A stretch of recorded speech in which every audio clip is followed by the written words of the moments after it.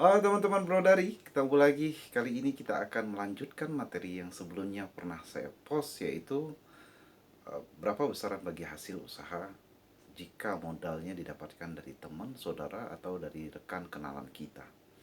Nah, di video sebelumnya kan jawabannya masih umum sekali, ya, tidak terlalu spesifik. Dan kali ini pun saya tidak akan merinci lebih detail tentang jawaban tersebut, tapi saya akan mengajak teman-teman untuk menyederhanakan sebuah usaha itu jika modalnya dari diri kita sendiri dulu. Karena yang sifatnya usaha rumahan, usaha kaki lima, usaha yang modalnya nggak terlalu besar mungkin masih bisa kita jangkau jika modalnya tidak terlalu besar, atau memang kita punya niat nabung untuk membuka suatu usaha di kemudian hari. Nah, meskipun dalam pelaksanaan dalam usaha tersebut modal dari kita, produksinya kita juga yang buat, atau manajemennya pun dari segi penjualan, kapan jualan, di mana tempat jualan, siapa dengan siapa aja kita mau jualan, berapa untungnya yang akan kita dapatkan, berapa harga pasaran yang pantas, itu kan manajemen. Itu kita sendiri yang melakukan semuanya, kita yang mikir, duitnya duit kita, ya, yang produksi juga kita.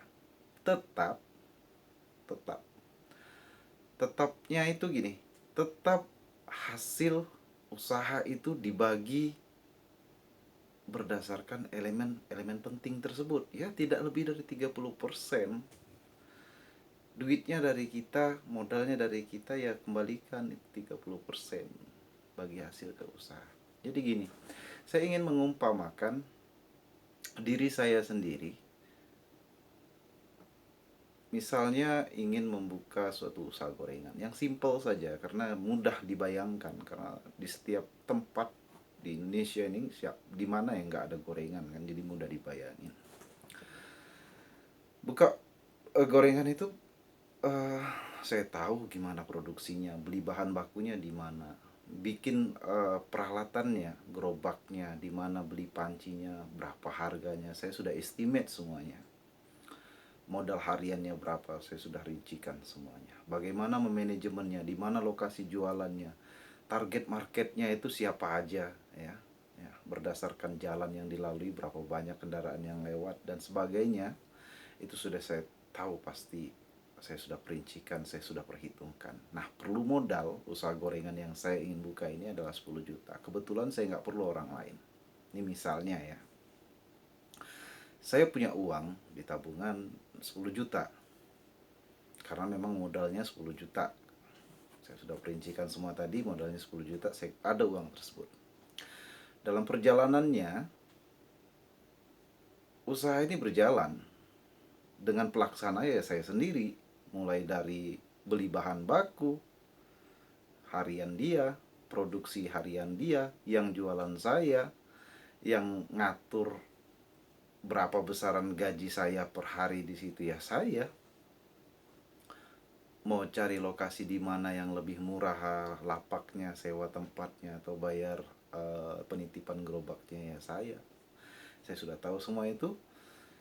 Nah, tetap saja pada saat usaha ini mendapatkan profit atau keuntungan, gorengan ini mendapatkan profit. Kita bicara gorengan, gerobak gorengan pinggir jalan, itu tetap dengan konteks uh, apa istilah-istilah ekonomi yang terdengar keren, karena memang kita nggak bisa remehkan, walaupun kaki lima, ya tetap itu namanya sebuah bisnis.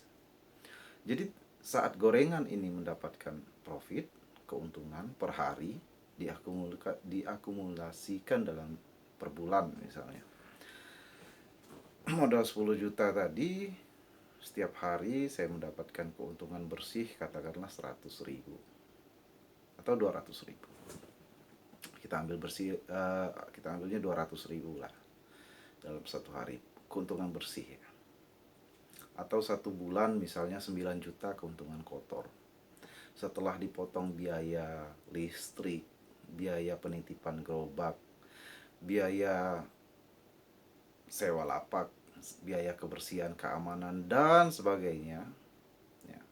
Termasuk biaya gaji harian saya berapa, biaya transportasi saya berapa, biaya saya sebagai tukang jualan berapa. Ya. Sudah dipotong, maka keuntungan bersihnya itu 4 juta misalnya. Maka yang 9 juta tadi, 5 juta habis untuk semuanya itu. Ya. Gaji saya, bayar-bayar segala macam. Nah, 4 juta ini kan tentunya karena ini semua adalah modal saya, yang kerja saya, yang memproduksi saya, yang jualan saya, tentunya sah-sah saja jika saya mengambil semuanya 9 juta tersebut. Tapi akan lebih baik, akan lebih profesional walaupun kita sekelas gorengan ya, jika saya membagi keuangan tersebut berdasarkan pos-pos kegunaannya tadi ya, sesuai dengan elemen usaha tadi, produksi, manajemen, dan modal. Nah, sebagai pemodal, terakhir ngitungnya, saya menentukan dulu berapa sih gaji saya sehari untuk jualan gorengan mulai pukul 2 siang sampai jam 10 malam misalnya. Saya minta di situ. Usaha gorengan ini harus kita sesuaikan juga, mampu nggak dia ngasih kita gaji segitu, misalnya sehari 30.000 atau 40.000, itu terserah kita, terserah saya. Nah, setelah semua dipotong itu untung bersihnya 3 juta ya, 3 juta. Nah, 3 juta ini alokasikan 30%. 3 juta 30%-nya berapa? Sekitar 900.000. 900.000-nya untuk pemodal. Kan pemodalnya saya sendiri. Dapat dong. Bahwa 900.000 itu adalah uang modal saya. Akan lebih baik jika uang modal saya itu kan diambilnya dari tabungan saya, balikin ke tabungan saja. Karena saya kan sudah dapat gaji. Saya juga sudah dapat gaji harian, dapat fasilitas seperti transportasi. Saya punya motor, minta diservisin dari usaha tersebut, minyaknya harus diisi dari usaha tersebut, dan sebagainya ya. Nah, dari apa ya, dari contoh sederhana ini, di mana pelaku manajemen ya, pelaku produksi saya, manajemennya saya, dan modalnya pun dari saya sendiri. Jika dibagi berdasarkan pos-pos kegunaan keuangan hasil tadi, hasil untung usaha tadi, maka jika di kemudian hari saya ingin mengembangkan usaha gorengan saya, menambah satu gerobak gorengan di jalan lain atau di lorong lain yang kayaknya belum ada gorengan di sana, dan ada masyarakat di sana yang sering mondar-mandir, ya kita letak di pinggir jalan atau di depan lorong seperti itu. Tentunya saya akan lebih mudah menjelaskan dan menawarkan kepada teman saya yang lain, bro, saya jualan gorengan, hasilnya lumayan loh.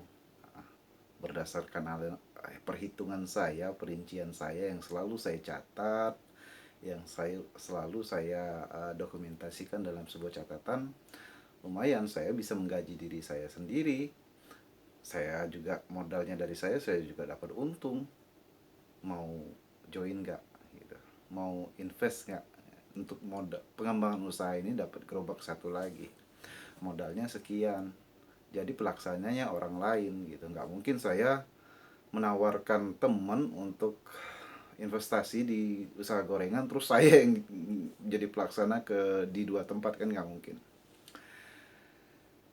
Berdasarkan penjelasan yang saya berikan kepada teman saya, tentu akan lebih mudah dipahami karena saya sudah terbiasa dengan usaha yang saya jalani, usaha gorengan yang saya jalani, selalu mencatat keuangannya, berapa potensi untung rugi, berapa besaran gaji yang pantas diterima oleh yang jualan, yang kerja, berapa biaya transportasi, berapa modal harian seperti bahan baku harian seperti minyak sayur, kubis dan sebagainya.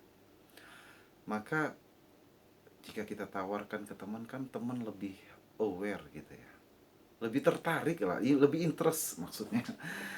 Maka teman yang mendengarkan presentasi tawaran kita tersebut untuk modalin kita kan lebih interest ya, lebih tertarik gitu, karena kita sudah terbiasa melakukan itu. Palingan dia nanya ya ini, paling banter lah dia nanya, emang yang mau jualan siapa? Ya orang lain. Nah, kita ajak siapa kayak teman kita yang lain, kita pekerjakan di situ. Sehari kerjaan dia gini gini gini gini ya, mulai dari produksi sampai jualan, atau dia cukup jualan saja tapi upahnya segini, material tinggal saya serahkan ke dia, nanti kurir tinggal antar dan sebagainya. Nah, kalau ada untung nanti kamu 30%-nya ya. Nah, yang lainnya untuk biaya-biaya yang semua yang operasional itu tadi. Nah, kamu 30%-nya untuk balik modalnya, sisanya 70% untuk kita bagi dua seperti itu. Itu akan lebih mudah dan mudah dipahami berdasarkan analisanya. Jadi nggak bingung bagi hasil 70-30, 70, 60-40 atau 50-50 yang mana yang mau dibagi, kan seperti itu. Nah, penjelasan-penjelasan sederhana dengan perumpamaan jualan gorengan meskipun kaki lima, itu kan kita kan punya mimpi, kita kan punya keinginan. Usaha itu nggak mungkin gitu-gitu aja. Kita pun ingin berkembang ya, ingin sukses. Walaupun jualan gorengan yang tadinya satu gerobak jadi dua gerobak, tiga gerobak dan seterusnya. Nah, proses bagi hasil ini uh, menentukan jika kita sudah tahu teori-teorinya. Jadi usaha tetap saja tidak salah kalau kita just do it. Yang penting lakukan dulu. Usaha yang baik itu usaha yang dilakukan. Tapi akan lebih baik jika kita tahu manajemennya, target marketnya, sambil kerja sekarang mempersiapkan modal yang ditabung, sambil dari gaji kita juga belajar ilmunya seperti apa. Nah, sharing ini semoga bermanfaat, karena memang bukan dari orang yang sudah terkenal dan sukses dalam sebuah usaha. Ini cuma dari seorang brodari ya, yang mendapatkan penjelasan-penjelasan seperti ini dari baca buku, dari ya nonton video yang lain tentang wirausaha dan usaha kecil seperti itu.